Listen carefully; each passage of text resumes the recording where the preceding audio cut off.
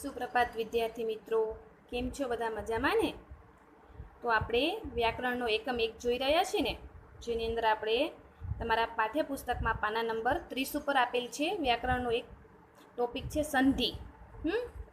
ગયા વર્ષે આપણે જોયું કે જ્યારે બે શબ્દ પાસે આવે ત્યારે પહેલા શબ્દના છેલ્લા અક્ષર અને બીજા શબ્દના પ્રથમ અક્ષરમાં ઉચ્ચારણ સંદર્ભે પરિવર્તન આવે તે સંધિ.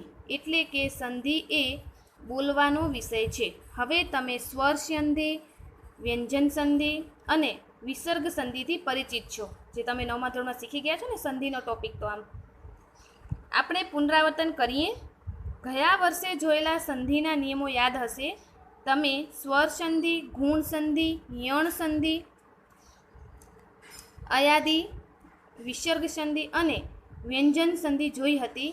તો થોડાક સ્વાધ્યાય કરીને સંધિ વિશે પુનરાવર્તન કરીએ. નીચેના વાક્યો વાંચો. આ વાક્યોમાં સંધિ છે, તમે ઓળખી શકશો. હવે સંધિ વિશે તમે આમ તો શીખી ગયા છો ને, જેમાં સ્વર સંધિ, વ્યંજન સંધિ અને વિસર્ગ સંધિ જે તમે 9મા ધોરણમાં શીખી ગયા છો. અને સંધિ છે એ શું છે? બોલવાનો વિષય છે.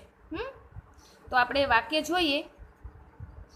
મનીષા બહેનને બધા પર્વતારોહકો જાણે છે. હવે તમે સંધિ ઓળખી શકે આમાં? હા, પર્વતારોહકો છે ને. હવે આપણે એને સંધિને છૂટી પાડીએ તો પર્વત વત્તા આરોહક એટલે પર્વતારોહક થાય ને. એ રીતે અરવલ્લીનો પિંડ પ્રાણમાં ધબકે છે રત્નાકર. હવે આમાં કયો શબ્દ એવો છે? રત્નાકર. જેની આપણે સંધિ છોડી તો શું થાય? રત્ન વત્તા આકર, રત્નાકર. તો તેવી જ રીતે આ બીજા 3 વાક્યો છે, એમાંથી તમારે જે સંધિ છે એ તમને ઓળખી બતાવવાની છે અને સાથે એની સંધિ તમારે છોડવાની પણ છે. દ્રઢીકરણ માટે વિશેષ સ્વાધ્યાય કરીએ. ચાલો નીચે આપેલી સંધિનો યોગ્ય વિગ્રહ કરો. વિગ્રહ કરવું એટલે એને છોડવી. હવે એ શબ્દ આપેલ છે દિગંબર, તદાનુસાર, વાકપતિ, સન્મતિ અને સચ્ચરિત્ર. હવે ધ્યાન રાખીને પ્રયત્ન કરજો અને સાથે ઉત્તર પણ આપેલ છે. હવે તમે અઘોષ વ્યંજન અને ઘોષ વ્યંજન પણ શીખી ગયા છો આગળના ધોરણમાં. તો અહીં શું છે? દિગંબર. તો પહેલાં એને આપણે વિગ્રહ કરીએ એટલે છોડીએ. દિક વત્તા અંબર. આ કેવો વ્યંજન છે? અઘોષ. આ દિક છે કેવો વ્યંજન છે? અઘોષ છે. જ્યારે અંબર છે કેવો છે? ઘોષ વ્યંજન છે. એટલે તદાનુસાર. તો તત વત્તા અનુસાર. વાકપતિ. તો વાક વત્તા પતિ. સન્મતિ. સત વત્તા મતિ. સચરિત્ર. તો સત વત્તા ચરિત્ર. તો જે સંધિ શબ્દ છે એનો વિગ્રહ આપણે આવી રીતે કરી શકીએ. ખ્યાલ આવ્યો? હવે જો ત વત્તા તાલવ્ય વ્યંજન છે. તાલવ્ય પછી ઓષ્ઠ્ય, આ તમે પણ શીખી ગયા છો આગળના ધોરણમાં. આ તાલવ્ય વ્યંજન એટલે આપણા તાળવાને અડે છે ત્યારે બેવડાય છે. બેવડાય એટલે ડબલ થવું એનું. એટલા માટે અહીં 2 વખત ચ છે ને. સચ્ચરિત્ર. હવે તમને આ ખ્યાલ આવી ગયો? પછી છે બીજી સંધિનો વિગ્રહ તમે કરી શકશો. હવે આ બીજી સંધિ આપેલ છે વિદ્યુલેખા, ષડરીપુ, વિચારણીય, સદગૃહસ્થ અને ઉત્તરાયણ. તો આપણે સંધિનો વિગ્રહ જોઈએ. પેલા છે વિદ્યુલેખા. તો એનો થશે વિદ્યુત વત્તા લેખા. ષડરીપુ. તો શશ વત્તા રીપુ. વિચારણીય. વિચાર વત્તા અનીય. હવે આની અંદર આપણે જે ધ્વનિ શ્રેણી કરતા હતા ને એવી રીતે નથી થતું. થોડા એના બધા અલગ નિયમ છે. આ રીતે સદગૃહસ્થ એટલે સત વત્તા ગૃહસ્થ. ઉત્તરાયણ. ઉત્તર વત્તા અયન.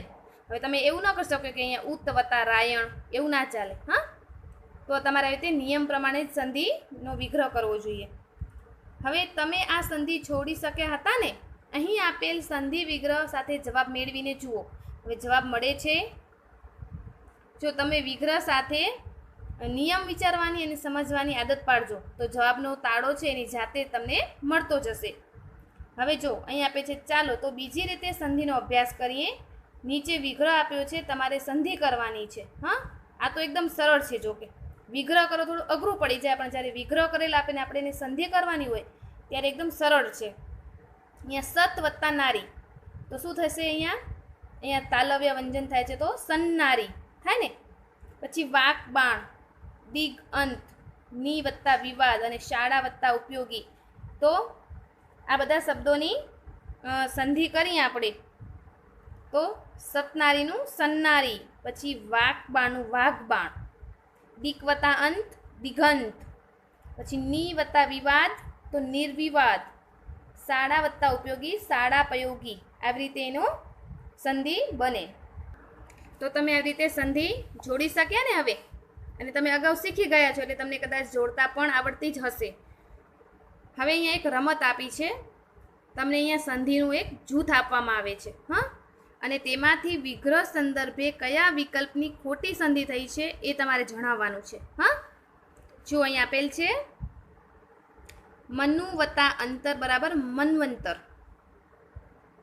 હવે આમાં તમારે શું કરવાનું છે? તમે બધા જે વિગ્રહ છે ને સંધિ એ ધ્યાનથી તમને વાંચવા પડશે, તો જ તમને ખબર પડશે કે કઈ સંધિ ખોટી છે, તમને ખ્યાલ આવશે.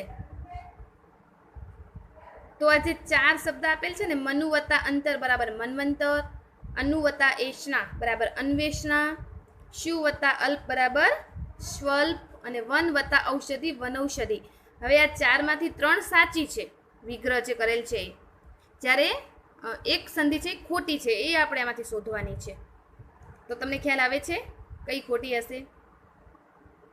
અનુ વત્તા એષણા, એનું અન્વેષણા ન થાય, અન્વેષણા થાય. હા, એવી રીતે તમારે અહીં બીજા જેટલા સંધિના 4 ઓપ્શન આપેલા છે તેમાંથી જે ખોટો ઓપ્શન છે એ તમારે વિકલ્પ શોધી અને અહીં રાઈટ ટિક કરવાનો છે. ઓકે,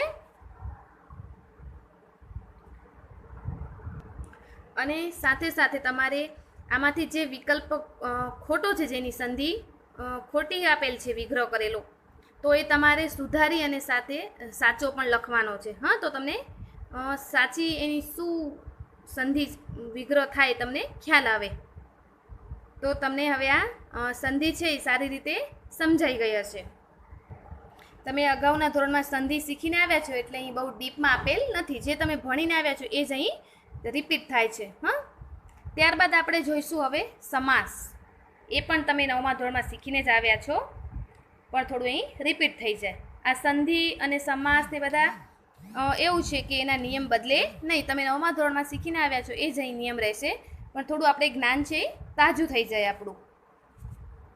તો અહીં આપેલ છે 9મા ધોરણમાં તમે સમાસ વિશે અભ્યાસ કર્યો હતો. તમે શીખ્યા હતા કે બિનજરૂરી પુનરાવર્તન ટાળવા. પછી લાઘવ સાધવા જે પ્રયુક્તિ યોજાય છે તે સમાસ છે. લાઘવ એટલે ટૂંકાપણું એનું. હા, જ્યારે ભાષા વ્યવહારમાં સમાસ પ્રયોજાય ત્યારે તેનું અર્થઘટન મહત્વનું હોય છે.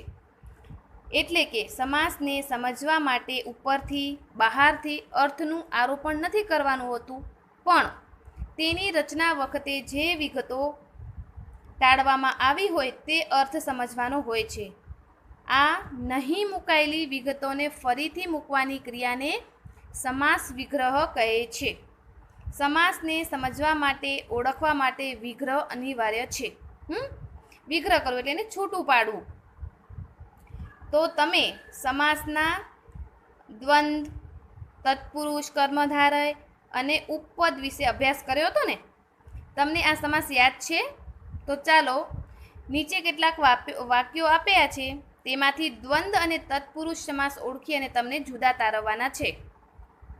હવે તમે સમાસ તો શીખી ગયા છો, તો તમને દ્વંદ સમાસની અંદર તમને ખબર હશે કે આપણે જ્યારે સમાસ વિગ્રહ કરીએ ત્યારે વચ્ચે અને શબ્દ આવે ને, અને જ્યારે તત્પુરુષ સમાસ હોય ત્યારે આપણે એનો વિગ્રહ કરીએ ત્યારે અંદર નો, ની, નું, ના, માટે, તેથી, આથી એવા બધા શબ્દો આવે ને, તમને કદાચ ખ્યાલ જ હશે.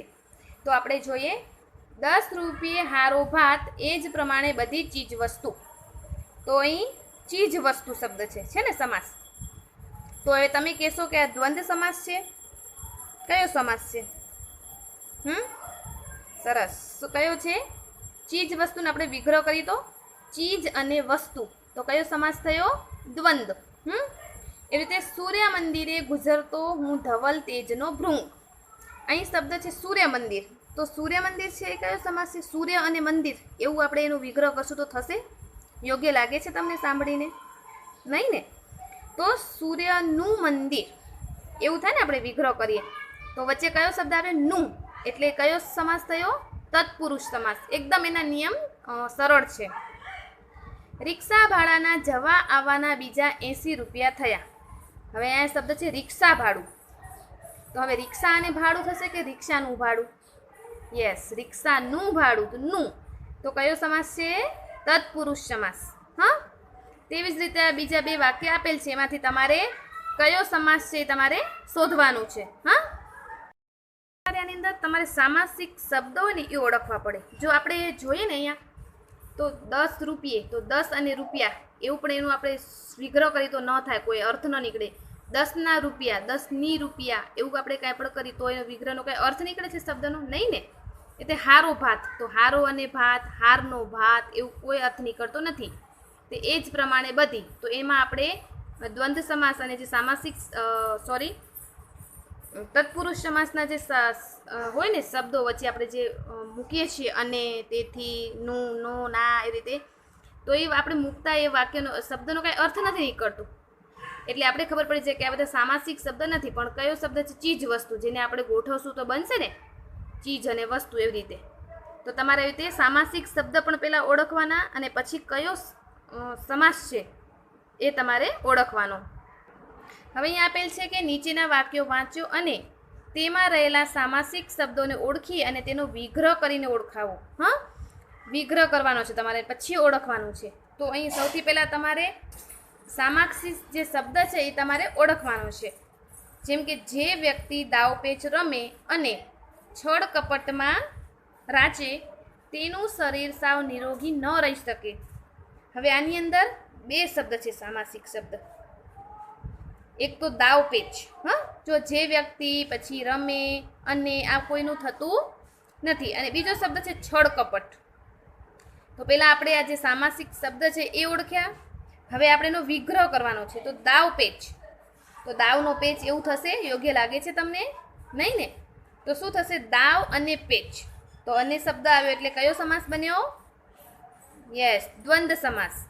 અને બીજો શબ્દ છે છળ કપટ. તો અહીંયા છળનું કપટ કેવું થશે? છળ માટે કપટ કે ના? છળ અને કપટ. તો અહીં પણ કયો શબ્દ આવ્યો વચ્ચે? અને શબ્દ આવે એટલે આપણને એકદમ સરળ જ છે કે જ્યારે અને શબ્દ આવે વિગ્રહ કરતા, તો એને કહેવાય દ્વંદ્વ સમાસ. હા, તો તેવી જ રીતે તમારે અહીં બધા જ વાક્યોની અંદર સૌથી પહેલાં તો સામાસિક જે શબ્દો છે એને ઓળખી અને ત્યાં નીચે લીટી કરવાની છે. ત્યારબાદ તમારે એને સમાસનો વિગ્રહ કરવાનો છે. વિગ્રહ એટલે અને એને જે આપણે શબ્દને છોડીએ ને, અલગ કરીએ તે વિગ્રહ. અને ત્યારબાદ એ કયો સમાસ છે એ તમારે ઓળખવાનો છે. તો આ તમારે હોમવર્કમાં કરવાનું રહેશે. તો તમે સમાસ તારવી શક્યા ને. હવે તમે દ્વંદ્વ સમાસ પણ ઓળખી શક્યા ને. તો હવે નીચેના બીજા વાક્યો આપેલા છે એ તમારે વાંચવાના છે. એમાંથી તમારે સૌથી પહેલાં તો સામાસિક શબ્દ શોધવાનો છે, તેનો વિગ્રહ કરવાનો છે, અને પછી તેનો પ્રકાર ઓળખવાનો છે. હવે સામાસિક શબ્દ શોધવાનો, પછી તેનો વિગ્રહ કરવાનો, એટલે કે એને છોડવાનો શબ્દને. અને પછી શબ્દ છોડશો એટલે તમને ખબર પડશે કે વચ્ચે અને આવ્યું કે માટેનો આવ્યો, માથી આવ્યું, નોનીનું ના આવ્યું. એ તમને ખ્યાલ આવશે વચ્ચે શબ્દ છોડતા એનો વિગ્રહ કરતા. તો તમને પ્રકાર પણ ઓટોમેટિક આવડી જશે. તો આપણે જોઈએ કે શ્રી વીરચંદ ગાંધીનો દેશપ્રેમ તેમની વાતોમાંથી ઝળકતો હતો. તો હવે તમારે સામાસિક શબ્દો ઓળખવો હોય ને તો તમારે એક એક શબ્દને પહેલાં વાંચી અને એને તમારે એવું બનાવવું પડે મનમાં. અનેથી કે માટેનો, માથી, નોનીનું ના, આવા બધા શબ્દથી તમારે શબ્દને તમારે વિગ્રહ કરવો પડે. પછી તમે વિગ્રહ કરો ને તમને ખ્યાલ આવી જાય કે આ શબ્દ યોગ્ય લાગે છે કે નહીં બનાવ્યા પછી. તો બનાવ્યા પછી તમને યોગ્ય લાગે તો તમને સમજી જવાનું કે આ સામાસિક શબ્દ છે, અને તેનો યોગ્ય વિગ્રહ ન થતો હોય તો એ સામાસિક શબ્દ નથી. તો આ વાક્યની અંદર દેશપ્રેમ શબ્દ છે ને એ છે સામાસિક શબ્દ. તો દેશપ્રેમ, હવે એને આપણે વિગ્રહ કરીએ તો દેશ અને પ્રેમ એવું થશે? ના, દેશ માટેનો પ્રેમ. તો માટેનો શબ્દ આવ્યો ને, તો એ કયો સમાસ છે? તત્પુરુષ સમાસ. હા, એ રીતે બીજો વાક્ય છે, આવી રીતે તો જીવલો ક્યારેય ઋણમુક્ત નહીં થઈ શકે. હવે આવી રીતે, તો, જીવલો, ક્યારે, આ બધા શબ્દનું કોઈ એવો અર્થ નહીં નીકળે સામાસિક રીતે. આપણે એને વિગ્રહ કરશું ત્યારે હા, નહીં થઈ શકે એ પણ નહીં થાય. તો ઋણમુક્ત એ શબ્દ છે અહીં સામાસિક. હવે ઋણમુક્તનો આપણે જ્યારે વિગ્રહ કરીએ તો ઋણમાંથી મુક્ત, તો માંથી આવ્યો ને શબ્દ, તો કયો પ્રકાર થયો? તત્પુરુષ. એ રીતે બીજા બધા જે આગળના છે એમાંથી તમારે સામાસિક શબ્દ શોધી અને નીચે લીટી કરવાની છે, ત્યારબાદ એનો વિગ્રહ કરવાનો છે અને ત્યારબાદ તમારે એનો પ્રકાર ઓળખવાનો છે. હા, તો આપણે વિદ્યાર્થી મિત્રો બે સમાસ સમજ્યા ને, એક તો દ્વંદ્વ સમાસ અને બીજો તત્પુરુષ સમાસ. હવે તમને શોર્ટમાં કહું ને તો દ્વંદ્વ સમાસ. દ્વંદ્વ એટલે બે. હા, એટલે બે પદ હોય ને શબ્દની અંદર, બંને મુખ્ય પદ જ હોય. સમાસ, સમ એટલે સાથે અને આસ એટલે બેસાડ્યા, બંનેને સાથે બેસાડ્યા એવો સમાસ. હા, તો આપણે કોઈ જોડકા શબ્દ હોય આપણે શીખ્યા ને એની અંદર, તો રામ અને સીતા એવી રીતે શીખ્યા ને, રામ અને લક્ષ્મણ. તો જોડકા શબ્દ હોય અને અથવા તો કે થી છૂટું પડતું હોય તો એ કયો સમાસ? દ્વંદ્વ સમાસ. તમને ક્લિયર થઈ ગયું? હવે પછી આપણે બીજું તત્પુરુષ સમાસ જોયું.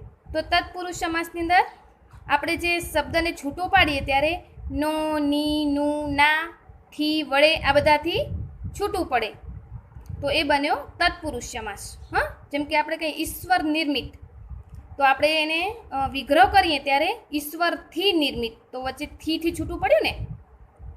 તો આપણે એકદમ આ શોર્ટકટ ટ્રીક છે એની, કે આપણે દ્વંદ્વ સમાસ ઓળખવો હોય તો અને અથવા તો કેથી છૂટું પડતું હોય શબ્દ, અરે તત્પુરુષ સમાસ ઓળખવો ત્યારે નો, ની, નું, ના, થી, વડેથી એનો વિગ્રહ થતો હોય. હા, અને હવે તમે 10મામાં છો એટલે તમને વિગ્રહ કરતાં પણ ફાવે જ, કેમ કે મોસ્ટ ઓફ બધા શબ્દોના અર્થ તમને ખ્યાલ જ હોય.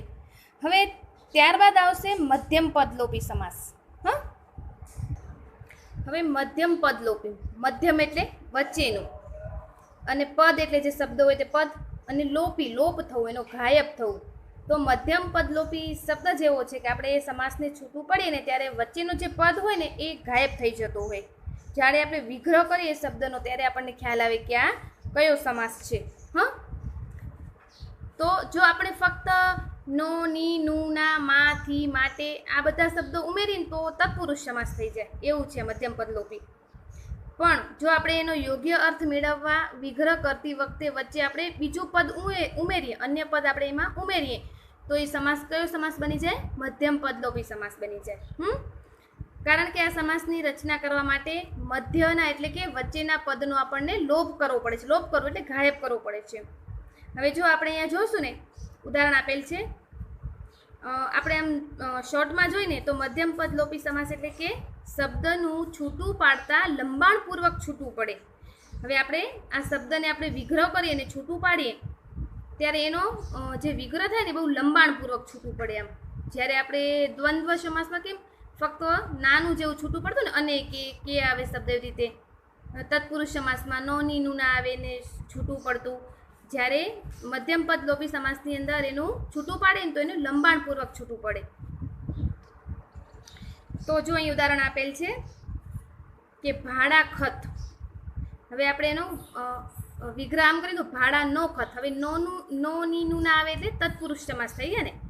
જ્યારે આપણે જે પદ લોપ થઈ ગયો છે ને આપણે વચ્ચે બીજો કોઈ પદ ઉમેરીએ તો આપણને મધ્યમ પદલોપી સમાસ મળે. તો ભાડા ખત, તો ભાડાની વિગતો ધરાવતો ખત.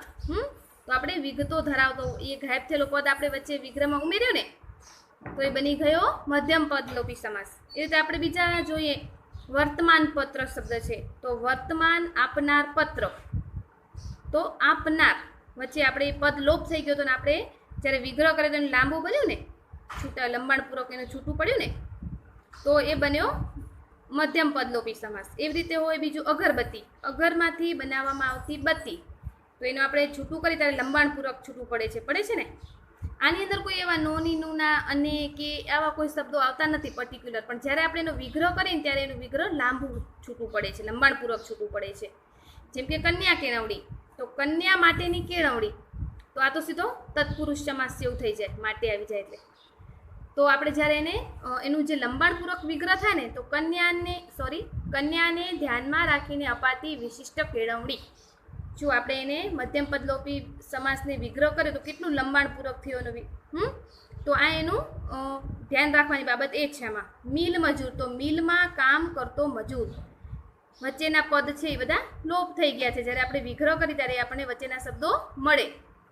તો તમારે હવે મધ્યમ પદ લોપી સમાસ પણ કદાચ ખ્યાલ આવી ગયો હશે.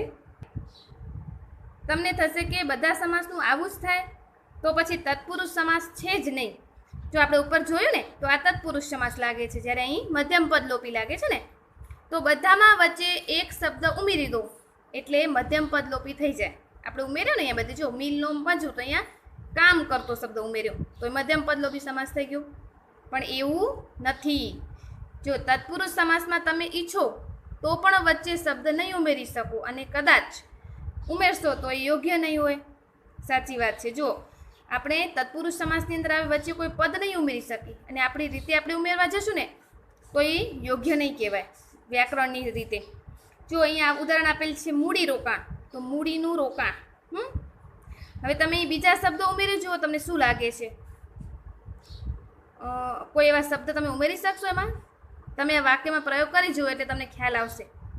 તો મૂડીનું રોકાણ છે એ જ આપણને યોગ્ય લાગે છે ને. અહીંયા આપણે બીજા કોઈ શબ્દ ઉમેરીશું કે મૂડી આપનાર રોકાણ કે મૂડી લેનાર રોકાણ, એવા કોઈ પણ શબ્દ આપણે ઉમેરશું તો યોગ્ય લાગતું નથી. તો તમે આ મધ્યમ પદ લોપી છે સમાસ એ હવે સારી રીતે સમજ્યા હશો. તો હવે તમને મધ્યમ પદ લોપી સમાસ સ્પષ્ટ થઈ ગયો હશે. હવે આપણે દ્વંદ્વ સમાસ, તત્પુરુષ સમાસ અને મધ્યમ પદ લોપી, ત્યારબાદ આપણે હવે જોઈશું દ્વિગુ સમાસ. હવે દ્વિગુ સમાસની અંદર આપણે ઓળખવું હોય તો કેમ ખબર પડે? તો દ્વિગુ સમાસ છે તો એ શબ્દની આગળ સંખ્યા સૂચક શબ્દ હોય. સંખ્યા એટલે 1, 2, 3, 4 એવી રીતે. તો એ સંખ્યા સૂચક જે શબ્દ હોય ને એ દ્વિગુ સમાસ કહેવાય. એકદમ સરળ છે.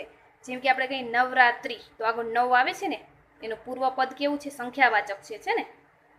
અને એ રીતે આપણે બીજો શબ્દ કહીએ તો ત્રિશુળ, તો ત્રી એટલે 3 થાય ને, તો ત્રી એટલે 3, તો એ પણ સંખ્યાવાચક વિશેષણ છે, એનું પૂર્વ પદ છે. પછી સપ્તપદી શબ્દ છે. તો આવા જે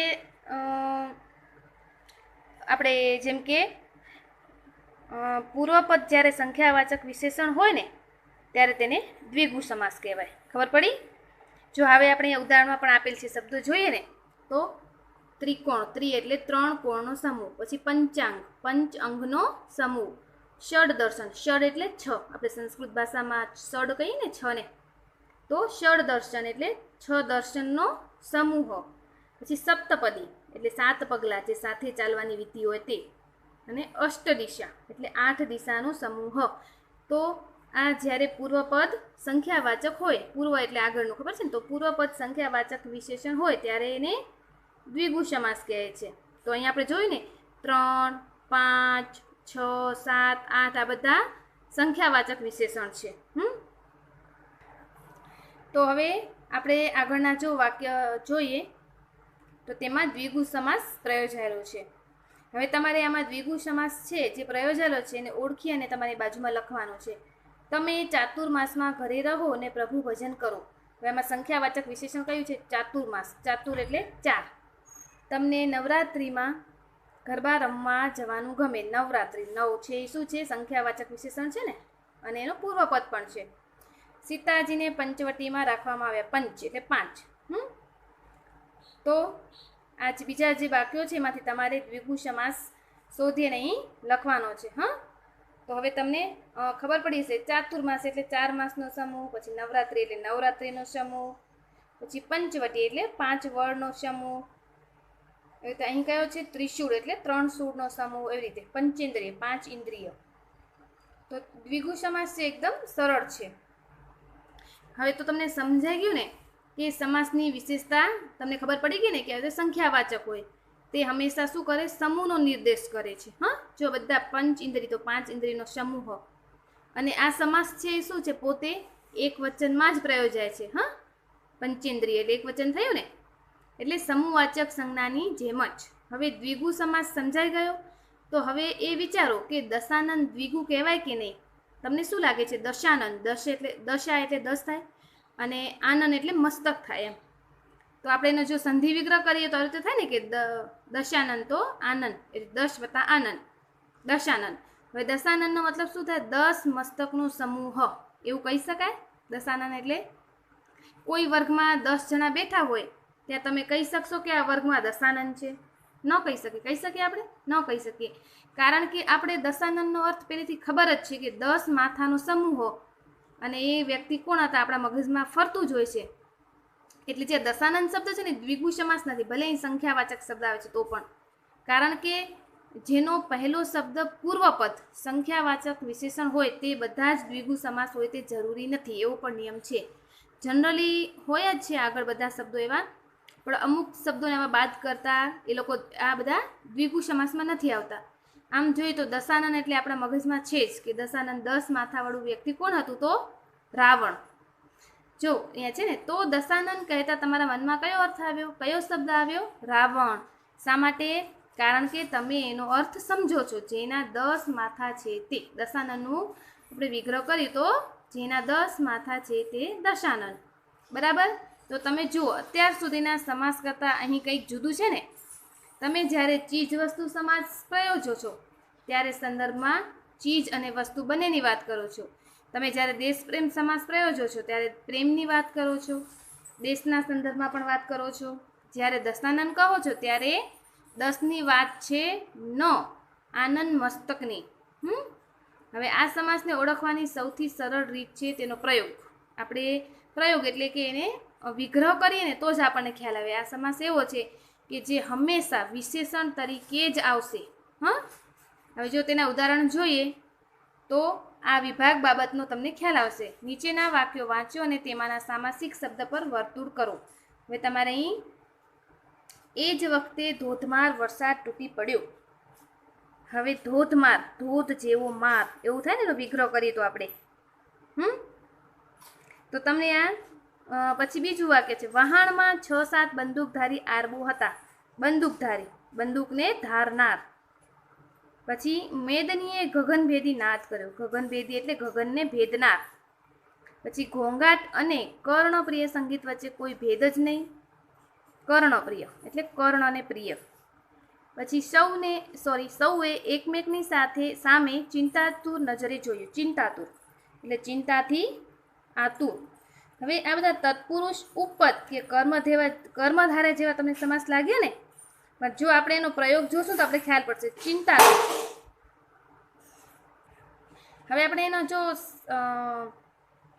જોઈએ તો ચિંતાતુર એટલે ચિંતાતુર નજર. પછી બંદૂકધારી તો બંદૂકધારી આરબ. વાક્યમાં ખબર પડે છે ને તમારે. પછી ગગનભેદી તો ગગનભેદી નાદ. અને કર્ણપ્રિય એટલે કર્ણપ્રિય સંગીત. તમને બધા શબ્દમાં ખબર પડી ને, આરબો અને વરસાદને, ધોધમાર વરસાદ. તો તમે જોઈ શકો છો કે પ્રયોજાયેલો સમાસ છે એ અન્યનું વિશેષણ છે. એટલે આ સમાસ પ્રયોજાય વિના પણ વાક્ય પ્રયોગ થઈ શકે છે. એમ પણ થઈ શકે, એ જ વખતે વરસાદ તૂટી પડ્યો. પછી વહાણમાં 6-7 આરબો હતા, મેદનીએ નાદ કર્યો. એટલે કે આ સમાસ વિશેષણનું કાર્ય કરે છે. ખબર પડી? એટલે વિશેષ્યના અર્થને વધુ ચોક્કસ કરવાનું કામ કરે છે. એટલે એના અન્ય સમાસ સાથેના દેખીતા સામ્યથી મૂંઝાયા વિના તેના કાર્યને તપાસી તે અન્ય પદનું વિશેષણ હોય તો તેને બહુવ્રીહી સમજવો. તો તમારે તમારા પાઠ્યપુસ્તકમાંથી આ રીતે વધુ સમાસ શોધવાના છે અને તેનો યોગ્ય અર્થ આપતો વિગ્રહ કરી અને એનો પ્રકાર પણ તમારે નિશ્ચિત કરવાનો છે. હવે એકવાર હું તમને બધા જ સમાસ ટૂંકમાં કહું ને, તો સૌથી પહેલાં દ્વંદ્વ સમાસ. તો એનો જોડકા શબ્દ હોય અને અથવા તો કેથી છૂટું પડતું હોય. પછી તત્પુરુષ સમાસ છે. તો તત્પુરુષ સમાસને છૂટું પાડતા નો, ની, નું, ના, થી વડે આવું બધું આવે. પછી મધ્યમ પદલોપી સમાસની અંદર શબ્દનું છૂટું પાડતા એનું લંબાણપૂર્વક છૂટું પડે એ. પછી ઉપપદ સમાસ, જે શબ્દનું આપણે છૂટું પાડતા છેલ્લે નાર, નારી, નારું આવા બધા શબ્દો આવે ને તો એ ઉપપદ સમાસ છે.